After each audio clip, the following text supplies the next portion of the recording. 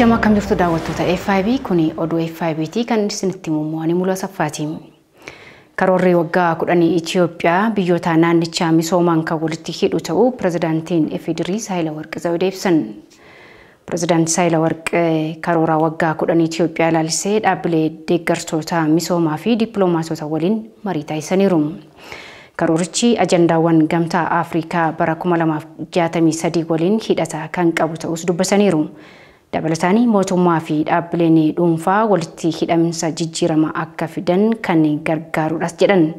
Karoorichi waggaa 10 keessatti hiyyummaa hir'isuu jijjiirama caasaa fiduu fi ulaagaa dinagdee maayikiroo guutuuf kan dandeessisuudhaas jedhameera.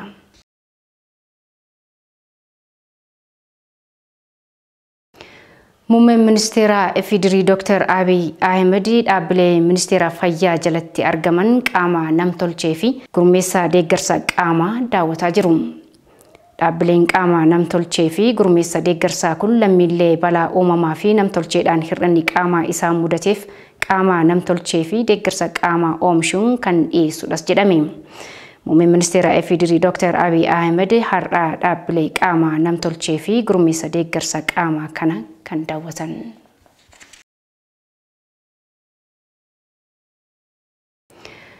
Itoophiyaan bara 2020 keessa adda cituu intarneetiin doolaara miiliyoona 111 dhabdee jedha gabaasni intarneetii Block baase. Ardii Afrikaatti bara 2020 qofaatti sa'aatiiwwan 6,929 intarneetiin adda cituu kan hime qorannoon kun kanaanis ardittiin doolaara miiliyoona 237.4 dhabdee jirti jedha Daani'el Tasfaayee. Itoophiyaan bara 2020 keessa sa'aatiiwwan 1,536 intarneetii adda kutoo isheetiif galii doolaara miiliyoona 111.3 dhabuu qorannoon tokko mul'iseera. Qorannichi walta'iinsa dhaabbata miti mootummaa NetBlocks kan haala intarneetiin biyyoota irra jiru hordofu The Internet Society jedhamu kan mirga intarneetii falmuun geggeeffameera. Gabaasni qorannoo kanaas rakkoo dinagdee cufamuu intarneetiif miidiyaa hawaasaa addunyaa irratti mudateen qaqqabe kan xiinxaluudha jedhameera. Haaluma kanaan Itoophiyaan tibbaa dhimmi siyaasaa ho'u intarneetii akka cuftu ibsameera. Ajjecha artista Caaluu Hundeessaatiin walqabatee hokkora uumamee tureen baatii waxabajjiitii hanga adoolessaatti torbanoota 3 oliif intarneetiin adda citee akka ture qorannoon kun addeesseera.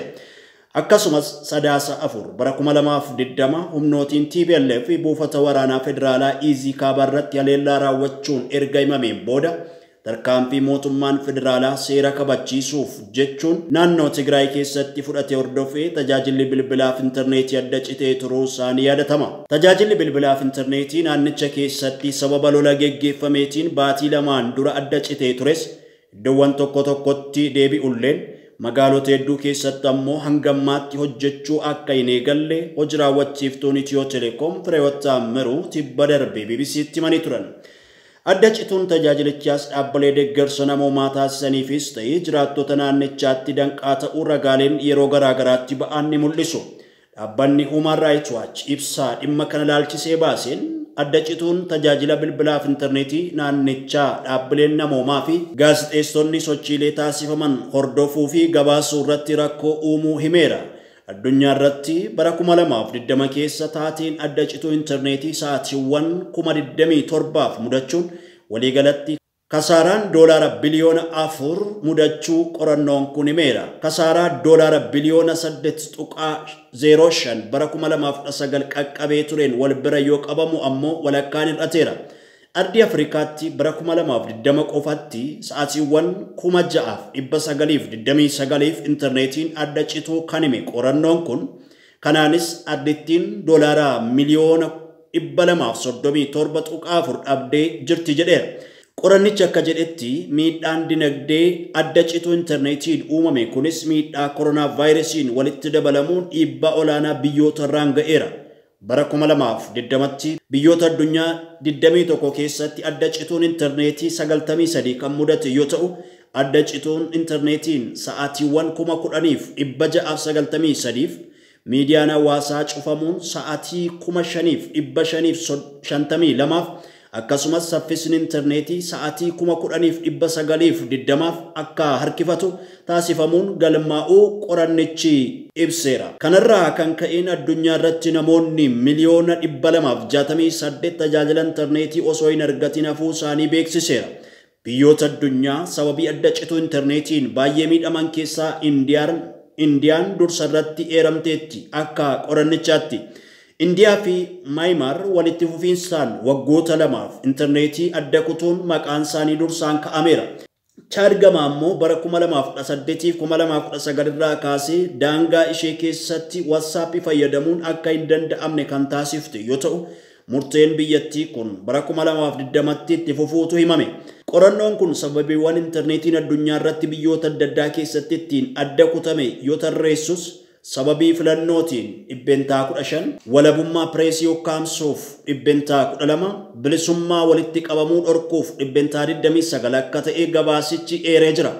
Dhaabbanni Access Now jedhamu tokko gama isaatiin maalummaa adda cituu intarneetii wayita ibsu itti yaadamuun tatamsa'ina odeeffannoo naannoo murtaa'e tokkotti ugguruuf jecha intarneetii yookaan quunnamtii elektiroonikaa adda kutuu yookaan saffisni isaa akka harkifatu taasisuudha jechuun ibseera. Mootummoonni hiriirawwan mormii ugguruuf keessattuu hiriirawwan tibba filannoon geggeeffamutti ta'u irratti to'annoo cimsuuf intarneetii akka cufan ibseera.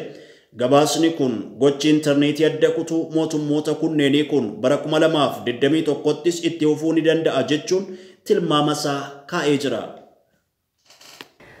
Filannoo marsaa ja'affaa biyyaalessaa irratti hirmaannaanii fi bakki bu'iinsi dubartootaa guddisuuf paartileen siyaasaa fi waldaaleen siivikii waliin mariin gaggeeffamaa jira. Marii kanarratti bakka buutonni paartilee fi waldaaleen siivikii hirmaataniiru. Filannoo marsaa ja'affaa biyyaalessaa barana gaggeeffamu irratti hirmaannaa fi bakka bu'iinsa dubartootaa guddisuun murteessaa ta'uu ministeerri deetaa ministeera dhimma dubartootaa daa'immanii fi dargaggootaa Munaa Ahmed dubbataniiru. Paartileen kaadhimamtoota dubartootaa hangam dhiyeessuu danda'an dhimmi jedhu immoo gaaffii murteessaa ta'uu qabas jedhame. Hanga ammaatti dubartoota gara hoggansaatti fiduuf tattaaffiin taasifamee jajjabeessaa ta'us sadarkaa hundatti hirmaannaa fi bakka bu'iinsa dubartootaa caalmaatti guddisuuf hojjechuun barbaachisaa ta'uu himaniiru. Waltajjicha irratti hirmaannaa dubartootaa akka biyyaalessaatti jiru ilaalchisee qorannoon dhiyaachuun irratti mari'atamee ture. Dubartoonni gara murtoo laachuutti akka hin dhufne rakkoon caasaa siyaasaa fi hawaasummaa maal akka ta'an qorannichaan sakatta'ameera.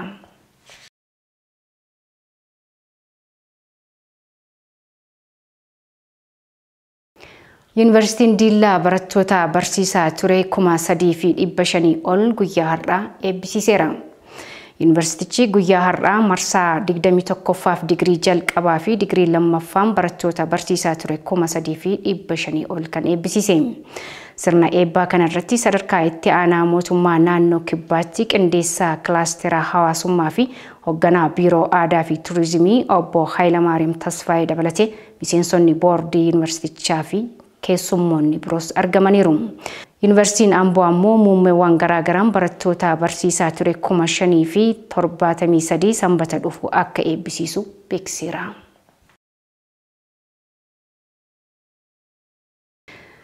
Eejensiin nageenya infoormeeshinii fi koorporeeshinii baankii lafaa fi misooma federaalaa waliigaltee waliin hojjechuu isaanii dandeessisuu mallatteessaniiru.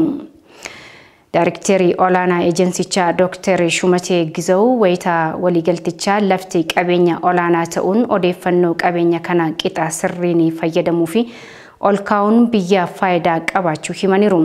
Daarekteerii olaanaa koorporeeshinii baankii lafaa fi misooma federaalaa Leensaa Mokonnin gama isaaniin qabeenya olaanaa kan ta'e odeeffannoo dhimma lafaa waliin wal qabatee qabaachuun biyyi keenya raawwachaa kan jirtu hojiiwwan bu'uuraalee misoomaa irratti bu'aa qabaachuu ibsaniiru.